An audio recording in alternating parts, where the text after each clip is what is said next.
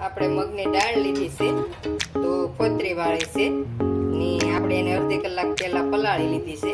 તો હવે આપણે એને આ રીતે જ ખાલી ધોવાની છે તો આપણે 2-3 પાણી આ રીતે ધોઈને કાઢી લઈએ તો આપણે ધોઈ લીધી છે દાળને 2-3 પાણીએ ને આ ફોતરી રેવા દેવાની છે આપણે સોળીને ધોવાની હવે આપણે કુકર લીધું છે કુકરમાં નહીં તપેલીમાં બાફો તો હાલે તો આપણે બાફવાની છે તો આપણે આને પલાળેલી હોય એટલે કઈ વાર ન લાગે બહુ બાફવામાં